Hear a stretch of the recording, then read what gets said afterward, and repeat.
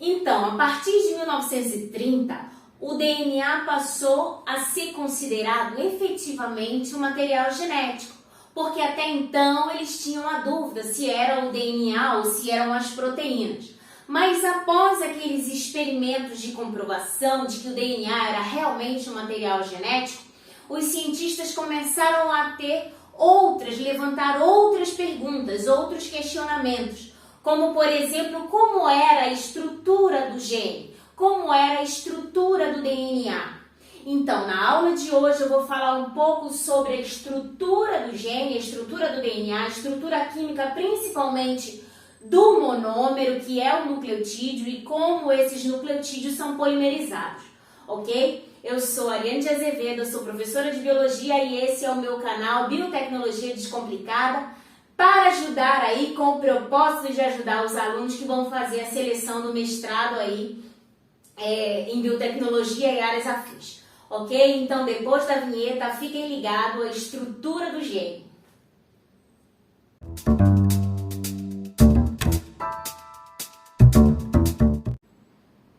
Então, meus queridos, após 1930, o que aconteceu? O DNA foi reconhecido como um polímero e não como aquela estrutura que eles não conheciam bem e achavam que era uma estrutura engessada. Mas o que é um polímero? Então, vamos dar uma explicaçãozinha, uma introduçãozinha aí para vocês entenderem os termos que a gente vai usar na aula. Então, o DNA é um polímero, mas o que é um polímero? Polímero é uma longa molécula, uma macromolécula, formada por unidades que se repetem e se organizam, ok? Então, essas unidades são chamadas monômeros. Então, um polímero é formado de monômeros.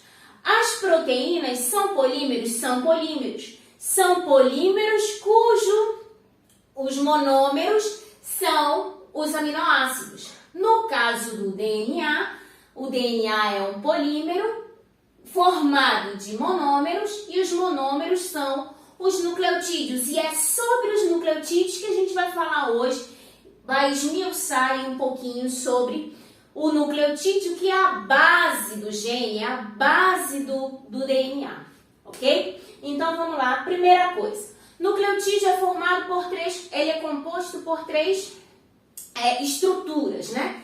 Então, é uma estrutura grande, é uma molécula grande, apesar de ser um monômero, mas é formado de algumas estruturas, alguns compostos. E esses compostos são uma base nitrogenada, um nucleotídeo é composto por uma base nitrogenada, um açúcar e um grupamento fosfato. Então, essa parte aqui em amarelo é um nucleotídeo, ok? Então, vamos falar aí um pouquinho primeiro, vamos começar a falar sobre o açúcar.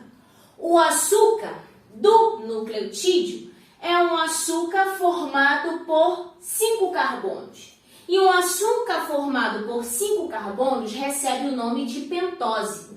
Então, aqui eu desenhei os dois ácidos nucleicos, o DNA e o RNA, os dois açúcares dos ácidos nucleicos. Então, esse açúcar é uma ribose, a ribose é o açúcar, a pentose normal, ok? Então, a desoxirribose, que é a ribose do DNA, ela tem uma diferença.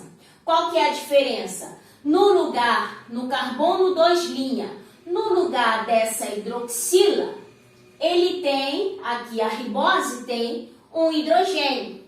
Então, a diferença entre os açúcares da ribose e da desoxirribose é que no carbono 2', a ribose tem uma hidroxila e na desoxirribose essa hidroxila é perdida e no lugar dessa hidroxila um hidrogênio. Isso aí é importante, viu? Porque eu já vi em algumas provas de mestrado quais as diferenças entre o RNA e o DNA, então essa é uma delas, ok? Claro que existem outras, mas essa é uma delas, é a questão do açúcar, ok?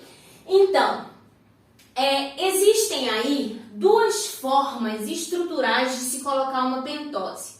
A forma de Fischer, que é uma forma linear, e a forma de pentose, que é a de Haworth.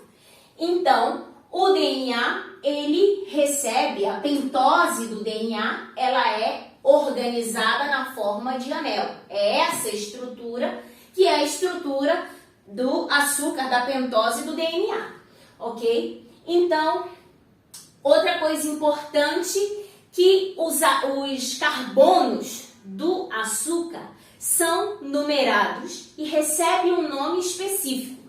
Então, vamos lá. Aqui é o açúcar e o açúcar tem os seus carbonos. Vamos contar quantos carbonos tem. O que eu te falei? Eu disse era pentose. Então, pentose, 5 açúcar. 5 açúcares. Então, vamos lá. Esse carbono, 5 açúcares, 5 carbonos. Então, carbono, 1 linha. Carbono, 2 linhas. Carbono, 3 linhas. Carbono, 4 linhas. Carbono, 5 linhas. Então, 5 carbonos, o açúcar, a pentose de quem? Do nucleotídeo, que forma lá o DNA. Então, por que recebe o nome de linha? Para diferenciar dos carbonos da base nitrogenada, porque as bases nitrogenadas têm os seus carbonos. Porém, os carbonos das bases nitrogenadas recebem o nome normal sem linha. 1, 2, 3, 4, 5, 6, sem linha. Então, quando em se tratando de carbono ali do nucleotídeo, eu tenho como diferenciar. Um recebe linha e o outro não. Beleza? Ok. Depois, agora já falando das bases, né? Eu comecei a falar das bases, então vamos falar das bases. As bases nitrogenadas, elas sempre se ligam ao carbono 1 linha. Ah, uma questão importante. Por que é importante saber os números dos carbonos? Porque tanto o grupamento fosfato quanto a base nitrogenada, eles se ligam a carbonos específicos no açúcar. Então, isso é importante saber os números e os nomes dos carbonos, ok? Então, aqui a base nitrogenada, ela se liga ao carbono 1 linha. Sempre vai se ligar, independente de qual base. Ok? Vai se ligar ao carbono 1 linha. E o grupamento fosfato? O grupamento fosfato vai se ligar ao carbono 3 linha de um nucleotídeo e ao carbono 5 linha do outro nucleotídeo. Então, olha só a importância de saber o número e o nome do carbono. Carbono 1 linha, carbono 3 linha, carbono 5 linha. Beleza? Ok. Vamos para as bases nitrogenadas. Essa base nitrogenada ficou tão bonita, né? Então, a base nitrogenada existe. O DNA possui 4 bases nitrogenadas, né? E essas 4 bases nitrogenadas, elas podem ser divididas em 2 tipos, dependendo da quantidade de anéis, ok? Então, existem as pirimidinas. As pirimidinas possuem anel simples e as pirimidinas são timina, citosina no DNA, as duas no DNA, e a uracila lá no RNA, beleza? Então, pirimidinas possuem anel simples, essa aqui é uma pirimidina. E as purinas, anel duplo. Anel duplo. Quem são as purinas? Adenina e guanina.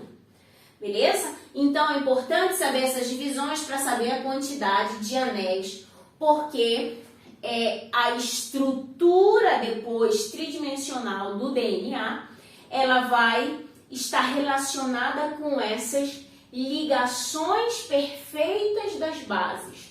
Ok? Ok. Outra coisa importante falar, que a união de um açúcar e uma base nitrogenada, açúcar e base, a união desses dois compostos forma esse composto maior chamado nucleosídeo, ok? Nucleosídeo.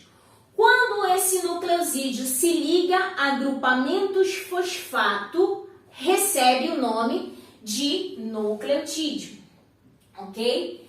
Na célula, o que acontece aí na célula? Na célula, os nucleosídeos são ligados a grupamentos fosfatos unidos em cadeia. E podem existir até 3 grupamentos fosfato unidos em cadeias em um nucleosídeo, formando um monofosfato de nucleosídeo, um difosfato de nucleosídeo ou um trifosfato de nucleosídeo, dependendo da quantidade aí dos fosfatos que tenha esse nucleosídeo, ok? Então, quando vai acontecer a polimerização, quando esses nucleotídeos aí vão se ligar, vão se unir para formar a estrutura aí do gene, então como é que acontece isso? Por exemplo, esse trifosfato de nucleosídeo, o que vai acontecer? Quando vai acontecer a ligação fosfodiéster, ou seja, quando vai se ligar esse nucleotídeo com esse nucleotídeo, esses 2 outros grupamentos fosfato, o grupamento beta e o grupamento gama, porque recebem um nome, ok? Então, a partir do carbono 5' esses grupamentos fosfatos vão receber o nome de alfa, beta e gama. Então, quando vai acontecer a ligação entre 2 nucleotídeos, o que vai acontecer? Esses 2 fosfatos, esses 2 grupamentos se perdem, beleza? Então, esse fosfato, aí eu já vou trazer para cá. Esse grupamento fosfato, o grupamento fosfato alfa, ele vai se ligar, parte dele se liga ao carbono 3' e parte dele vai se ligar ao carbono 5' do outro nucleotídeo. Aí sim, agora, o nucleotídeo, a base nitrogenada, o açúcar e o grupamento fosfato, ok? Então, essa ligação é chamada de ligação fosfodiéster. Por quê? Porque existe um fósforo e de 2 éster, ligando aqui um éster e aqui outro éster. Ligação fosfodiéster. Já vi prova de mestrado perguntar qual que era a ligação, hein? Claro que a prova perguntava várias ligações e dentre as ligações perguntava essa daqui. Qual era a ligação entre os nucleotídeos na polimerização do DNA? Então, ligação fosfodiéster, ok? Que mais ainda? Outra coisa importante é quando, se você notar, isso aqui é um troço de gene, um pedaço de DNA. Então, essa parte, essa região aqui é uma região terminal. Acabou aqui, não tem mais DNA para lá. E aqui também é outra região terminal. Então, cada região terminal dessa recebe um nome. Recebe o nome de 5 pelo carbono 5', P pelo fosfato terminal. 5' P terminal. Essa região, essa parte final desse pedaço aqui que eu desenhei na lousa de DNA.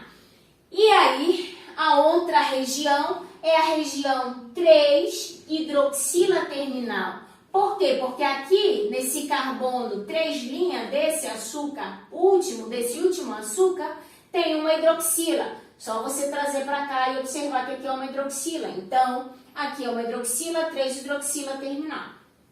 Ok? Esse é um pedaço, um pedacinho aí de DNA, com todas as suas estruturas, como é que são formados, como é que é a ligação entre os nucleotídeos, o que são os nucleosídeos, como que acontece na célula, como os fosfatos chegam até para que aconteça a polimerização, o que acontece com os fosfatos, outros 2 fosfatos que são que saem daqui, que saem na hora da ligação fosfodiéster, ficando apenas o fosfato alfa, ok? Então, eu espero que vocês tenham gostado do vídeo. Se você gostou, dê aquele joinha, aquele like, aquele curtir, gostei, o que você quiser aí chamar. Então, o objetivo desse canal é ajudar os alunos das áreas de biotecnologia, genética, biologia molecular e ajudar aí na parte básica das disciplinas mas também ajudar principalmente na seleção de mestrado para essas áreas, ok? Principalmente a área da biotecnologia, ok? Então, meus queridos, se vocês gostaram, já sabem, se inscrevam no canal também. Um beijinho, que a força esteja com vocês. Tchau!